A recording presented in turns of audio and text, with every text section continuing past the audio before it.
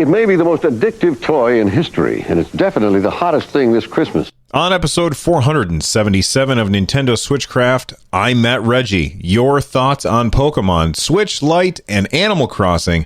Those stories and more on this episode of Nintendo Switchcraft. Hello, look! Hey, listen!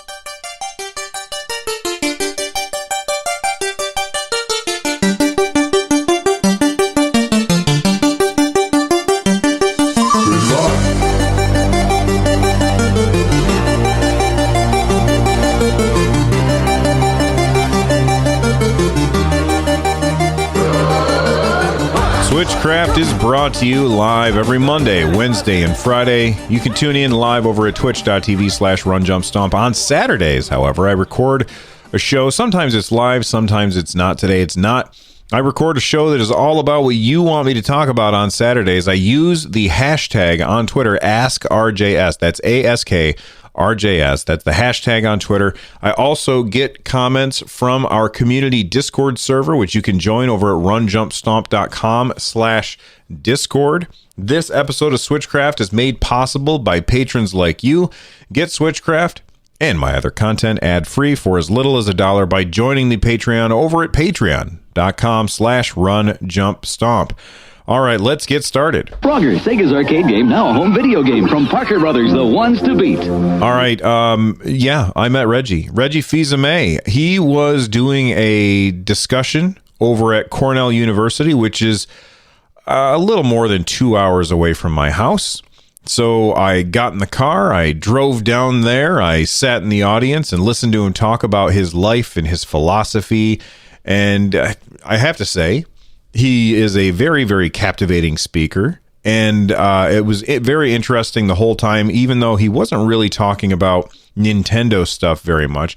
Mostly he was talking about why he made the decisions that he made in business. I mean, he started out as a guy who was focused on business and finance, and he ends up working at one of the biggest video game companies in the world because he decides that he has these life principles and he uses them to guide where he goes throughout his life. And I thought that it was a very, very interesting way of thinking about stuff, and it was very interesting, even though it was not necessarily about video games. So he did say something very, very cool, that he's writing a book. He actually he wrote, I guess, what's called a book proposal. And he showed it to some people, and they said, that's a great speech, but it's not a book. So he went back to the drawing board and, he wrote a second book proposal, and now he's shopping that around for somebody who is interested in helping him publish that, trying to find a literary agent, which will then lead to a publisher, which will then lead to books on the shelf that we can see and buy. And he said basically it's about his life principles and, how he uses that, how he kind of very similar to what he talked about in the discussion up on stage at Cornell University. Anyway, he was really, really cool. At the end of the night, I walked up to him and, he reached out and shook my hand, and I handed him my business card, which had my podcast information on it. I said, hey, Reggie, big fan of yours. I host a Nintendo show called Nintendo Switchcraft. If I would love to have you on as a guest. And he asked a couple of questions about like where I was based out of, and he seemed interested, but there was a really, really long line behind me, and I didn't want to hold people up. So I simply said, if that's something that can happen, then get a hold of me. You've got my card. And I let him get on his way because I knew that he had to get on a plane fairly early in the morning. But he was just really, really warm, really nice, and extremely interesting to talk to. And I hope that I hear from him. I tweeted out a tweet, which you can find in the show notes over at runjumpstomp.com. This is episode 477. Or you can just find it on my Twitter feed but I tweeted out to him that it was great to meet him and I hope to hear from him soon. And, the more likes and retweets that particular tweet gets, the more likely I think that is to happen. I'm sure that he gets a lot of people tweeting at him, but it may help surface it more if you guys go out and like that tweet and retweet that tweet and get people to see it, because I would love to be able to have him on the show, both this show and 143 Pixels. Anyway, let's move on. I've got a lot of comments from you guys. I just wanted to say it was awesome to meet Reggie, and big thank you to him and Cornell University for making that happen. He's just a really awesome guy. All right.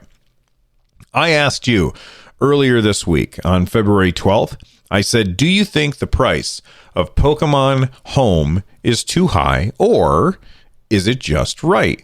And 77.6% of you said it is too high. Let's go to the replies. Matt, a.k.a. Kodiak, says, for all the services we're getting as part of it, and the fact that it's not limited to the Switch app, you can do Pokemon stuff on the go. It ties so many generations of games together again. It's finally a true national dex. And I feel like that's Kodiak's way of saying that he feels the price is just right. 22.4% of people said it was just right. Charles Kendall says, I bought the game, but haven't started it, really. Seeing them come across greedy has made me kind of lose interest in really getting into Pokemon on the Switch. I don't know that it's greedy. I just think that the price is a little too high. The Granson Plays says, I think it would have been a good gesture if Nintendo bundled it in with their online service, especially considering the fact that we aren't getting a steady monthly release of Super Nintendo and NES games, nor have we been getting quality Super Nintendo and NES games. I can understand why you would say that, the Granson Plays, but I have to point out that Nintendo owns 1/3 of the Pokemon Company. They don't own the Pokemon Company outright. So this is actually like a decision by the Pokemon Company, not by Nintendo themselves. But I do understand your point. Again, most people thought that the price was too high. Maybe Nintendo will listen. Maybe they will lower that price. Maybe, or not Nintendo. I mean, the Pokemon Company. Anyway, my next question that I asked, this was on February 10th. I said, if there are microtransactions in Animal Crossing New Horizons, will that stop you from playing it? Reply with your reasons. Now, the reason I asked this question was because there were rumors, let's use proper grammar there. There were rumors that Animal Crossing New Horizons was going to have in-game purchases. Since then, we have seen that in-game purchases is not listed on the ESRB site for Animal Crossing New Horizons. So I think it's safe to assume at this point that there probably won't be in-game purchases on that, which means no microtransactions. At the end of the day, I think that's great. Here's what everybody else thought. I asked, will it stop you from buying it if there are microtransactions? 61.3% of you said no, it won't stop me. And 38.7% said yes, it will stop me. Steve H&H on Twitter says, it's more complicated than yes or no. If it has microtransactions that equate to pay to win, then I'm done.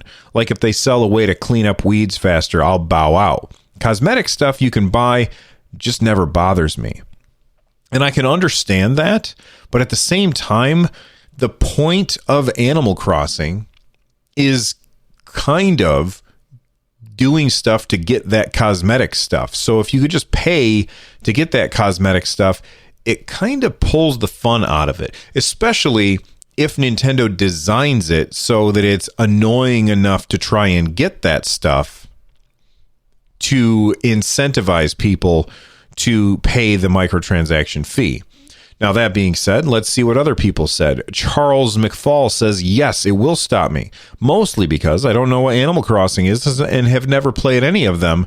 But, raw bandwagon, Sure. Okay, Charles. If you guys don't know who Charles is, he is a host on the Giant Size Team Up Network. So make sure that you check out their shows our other shows, I mean, over at gstu.net. Seth S. Scott, who is the creator of Membrane on the Nintendo Switch, replied, he says, definitely not, but I hope there isn't. I'm down for DLC, but really, really hoping to keep the mobile-esque elements to mobile. And I agree with that. Mark Miller replied, I believe in my heart that Nintendo won't ruin this IP with an obnoxious microtransaction experience. I'm fine with them included as long as they aren't necessary. And we'll do two more because this one got a lot of replies. Christopher Manzella says, I will be shocked if Animal Crossing has microtransactions in the way of paying real-world dollars for furniture or other items directly. It probably is more likely that there will be DLC packs for new areas or expansions, maybe like Pokemon is doing. Now, that I'm perfectly fine with, and I completely agree with Christopher here. However, having that removed from having the in-game purchases no longer listed on the ESRB site makes a lot of people assume that that'll never happen, and I don't think that's true. They could patch it down the road, have that added onto the ESRB site later, and then start selling that DLC at some point later in time. All right, we'll do one more reply. And again, this one comes from Twitter. It says, TV's Casey says, I basically already bought amiibo cards to get my favorite villagers. Having that option or something similar in-game would be great. Also, it's a single-player experience. The entire game is cosmetic. There's no advantage to be had. And they make a good point there. It's really a single-player experience. There's no competitive nature to the game at all. It's just, you work on your mortgage and, you borrow bells in order to buy stuff and build stuff. And then you have to earn bells in order to pay off your loan so that you can get a bigger loan so that you can buy and build more stuff. It's a very addictive and incredibly fun loop. All right, let's take a quick break. We'll hear from a sponsor. When we get back, we're going to talk about the Switch Lite. Stick around.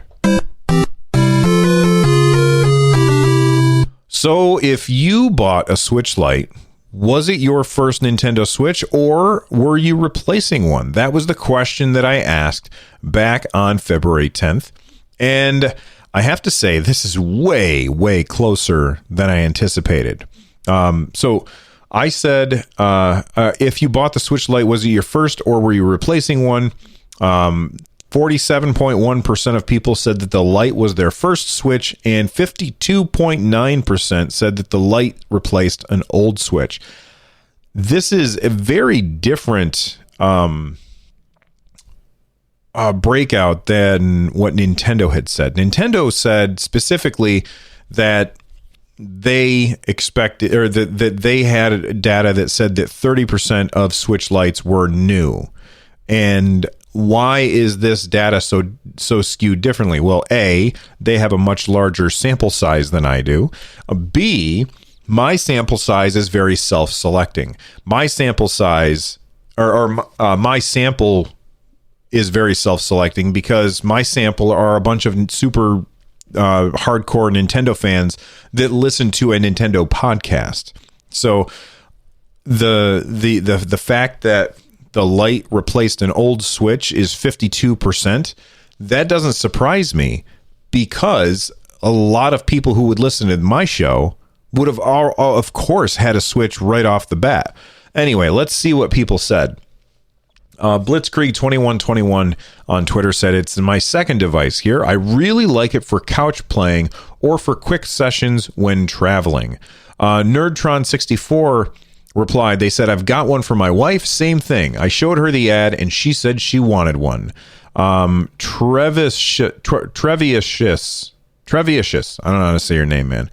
He says, we got a second one for my daughter so she could use the original Switch for Pokemon on the TV. No, okay, I misread that. It says, we've got a second one so my daughter could use the original Switch for Pokemon on the TV, her preferred setup, and I could play handheld, my preferred setup. There's something to be said about the Nintendo Switch in the way that it allows people to play the games that they want to play the way that they want to play them. I personally prefer to play docked almost all the time. My son, however, almost only docks his Switch to charge it. I never, ever see him playing his Nintendo Switch up on the TV. I don't know why that is, but that's what he does. He almost never docks it except to charge it. And for me, mine's almost always in the dock unless I'm taking it out of the dock to go to another room to dock it again. So everybody uses theirs very, very differently. In fact, I'm going to put out a tweet. Let's go ahead and tweet right now. Okay, so I just sent out a tweet. It says, do you play your Nintendo Switch mostly docked or mostly handheld? Reply with your reasons, and I'll talk about it next week on Switchcraft Saturday.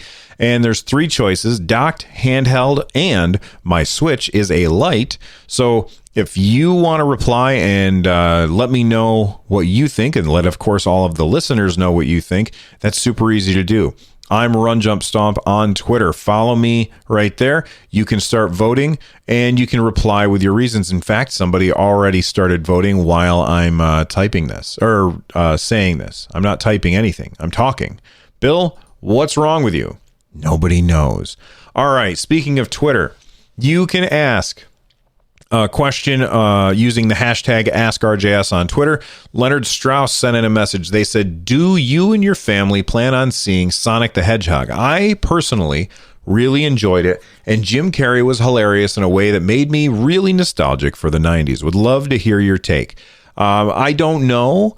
I'm sure that my family, we love to go to the movies. And we just so happen to be on vacation this week, so we're going to be home a lot, meaning that we're going to have some extra time. So we may actually do it. Now, I've got my wife and I have dentist appointments on Monday. We've got a bunch, like Monday is a crazy day. We're going to be very, very busy. So we definitely won't go that day.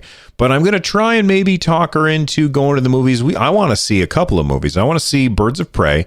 I know it's getting bad reviews. I don't care. Not every movie has to be Return of the King. Not every movie has to have somebody whispering Rosebud at the end. Some movies are just fun, stupid popcorn movies, and I love doing that.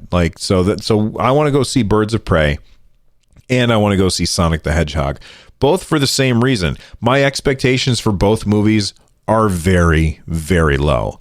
And I'm a fan of Ben Schwartz. I liked him a lot on Parks and Rec, so I want to see him there. And I was recently listening to the ID10T podcast with Chris Hardwick, and Ben Schwartz was on there, and he just seems like a really nice guy. So I want to watch that movie, and I can't wait to see it. All right, moving on.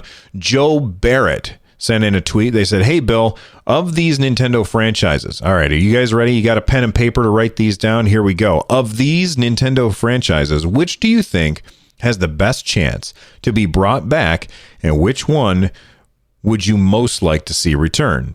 Here's the options here. Are you ready? F-Zero, Pilot Wings, 1080 Snowboarding, or Wave Race. So of those games, which ones do you think has the best chance of coming back, and which one do you want to come back the most? And for me, the answer is the same for both of them. F-Zero. I love F-Zero. I adore the original on Super Nintendo. That game is amazing. The music is amazing. It controls like a dream, and I'm a huge fan of F-Zero on the Super Nintendo. I don't know that I know that I played F-Zero GX, I think it is, on whatever platform it was on at the time. I'm going to assume it was an N64, and I remember really liking it, but it just wasn't as good. It wasn't as awesome as F-Zero on the Super NES. Now, 1080 Snowboarding, never played. I'm not the only snowboarding game that I ever really enjoyed was SSX Tricky. I loved that game, and 1080 Snowboarding just never got under my skin. Wave Race, I didn't care about. And Pilot Wings, I never owned. So for me, F-Zero is the clear winner. And I really hope that we do get a new F-Zero game. And I'm curious what you all think. Remember that these tweets are all in the show notes over at runjumpstomp.com. This is episode 477. So you can follow a link to Joe Barrett's tweet, and then you can reply to him and let everybody know what you think. All right. Gareth Oldman says, do you think we'll see a Switch port of Final Fantasy 13? The game was trashed for being linear and repetitive, but I think it'll work as a portable title. Playing it on the go in 1 to 2 hour stints would avoid the boredom setting in. I still think the story and the soundtrack are awesome. Thanks. All right. I'm going to tell you the same thing that I've said about Final Fantasy 13 for years. The tutorial is terrible, linear, and about 50 hours long. And then once you get out of the tutorial, the rest of the game opens up and it turns into a really, really great game. Now, I never finished it because my Xbox 360 died, and that's the game that I was playing it, or the system that I was playing it on. So, I after 50 hours of tutorial, I said no thank you. I was done. I wasn't going to go back and do that all again, even though I bought it again on Steam. Now, do I think it'll get a port to the Nintendo Switch? Maybe. It depends on how big of a file size that game has. So I just looked it up, and according to Kotaku, the Steam version of Final Fantasy 13 has a footprint of 60 gigs. That's pretty huge. Now, can that be shrunk down? Possibly. There's a lot of optimization that can happen that usually doesn't on PC hardware because storage really isn't that big of an issue on a PC as it is on a console, especially the Nintendo Switch that only has 32 gigabytes of storage.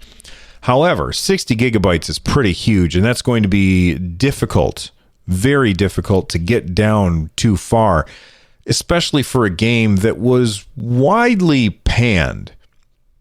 That being said, while the game was widely panned, it did well enough that Square Enix threw enough money after it in order to bring out 2 more sequels to Final Fantasy 13, Final Fantasy 13 2, and then Final Fantasy 13 Lightning Returns. So, look, Square Enix, they are working on bringing back all of their old Final Fantasy games, and I would not be surprised, even a little, if Final Fantasy 13 made a reprisal on PS4, Xbox One, Stadia, PC. Well, it's already on PC. Now, getting it down to fit on a Switch is tough, but I do think that Gareth has a really good point about the idea that taking a game like this on the go is really the ideal way to play it. So I like the idea, and only time will tell. Good question. Not anybody had brought that up before, so I like that one a lot. Sparky, who is a community member of our Discord, he asked in the Discord, "Hey Bill, just an idea for a topic for your Saturday chat episode. What games on the Switch have genuinely made you feel afraid?" I've been playing The Count of Lucanor with headphones on, and I can honestly say I have felt afraid in places. The sound production and effects are amazing, really creepy, and it doesn't help that you are wandering around with a candle with limited lighting range, not knowing what's around the corner. Although you can hear the enemies creeping around, and the graphic style is 16-bit pixel art, and it's still scary. Great game. Picked it up for 89 pence on the eShop deal of the day last week. Best, Sparky. All right, well, thank you very much for the question, Sparky. Now, I have not played this on the Nintendo Switch. However, I've been told that the Nintendo Switch version is the definitive version of this game, and that would be my favorite horror game that I have ever played. Are you ready? I don't think you're ready. Everybody who listens to my show on a regular basis knows exactly what game I'm about to say. All right? Sit there, you're listening to this, maybe somebody's in the car with you. Turn to your friend and tell them the game that you think I'm going to say. That's right. Alien Isolation. It is my favorite horror game of all time. It is probably somewhere in my top 10 games of all time. It is incredible, atmospheric, terrifying, and really, really well done. Now, I have not played it on the Switch. I played it on PC, and I played it on PS4, and it is an amazing game. If you haven't picked it up yet, pick it up. And from what I understand, the Switch version is the definitive port. So there you go. I love that game. It's so good.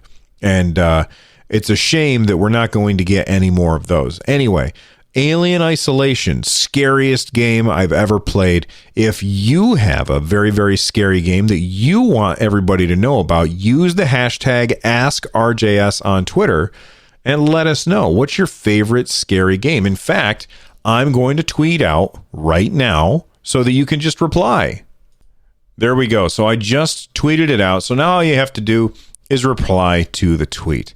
All right. If you want to become a part of the community, and you should, there's over 1,000 people in our Discord. Go to runjumpstomp.com/Discord. You can also watch the show when I record it live over at my Twitch channel, twitch.tv/runjumpstomp. You can watch the YouTube videos by joining us over on YouTube, youtube.com/runjumpstomp.